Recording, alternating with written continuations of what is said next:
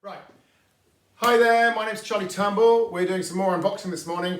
This is one of my favourite people, David Mason. His company's called Global Harvest. They are based down in Dorset, so when I had my shop down there for 15 years, he was an absolute regular with us on our shelves all the time. In the old days, glass was expensive. And if you wanted to preserve fruit in what we would call now jam, you put a lot more pectin in it. You made it quite firm. Wrap it in greaseproof paper or something similar, and that would keep. And you'd use that to take the fruits of summer right through the winter.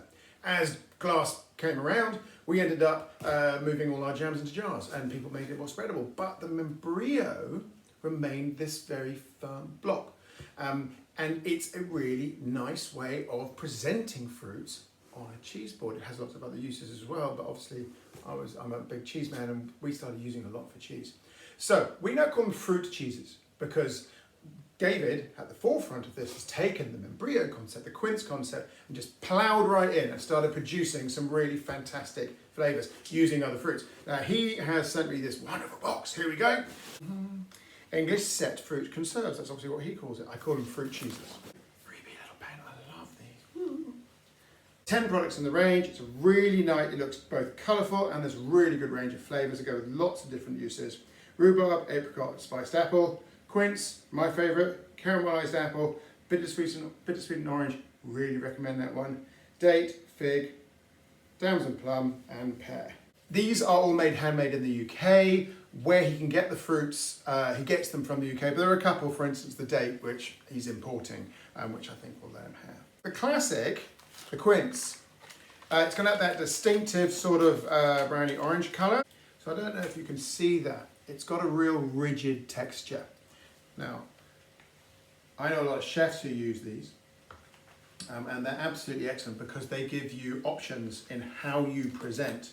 So I'm just going to eat that because I'm a greedy man. Too much sweetness, you're going to begin to dominate the cheese, and we're not interested in dominating the cheese. We want partnership. Now, because I love cheese, I've got some wonderful cheeses ready to taste these with.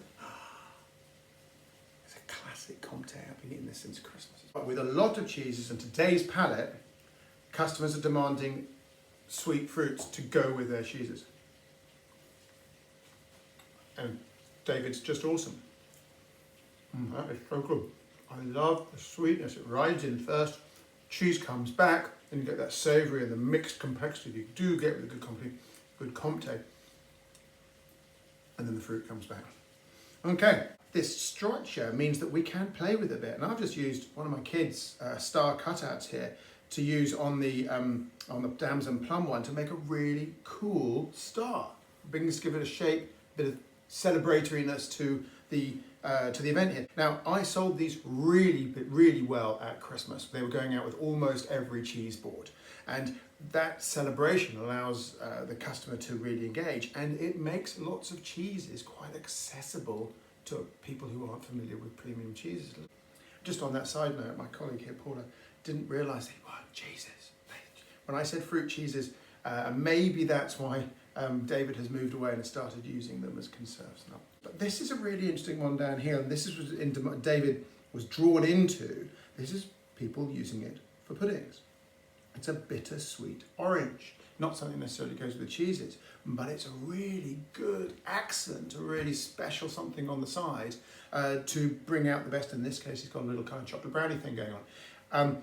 These are highly flexible bits of kit. I like them very much.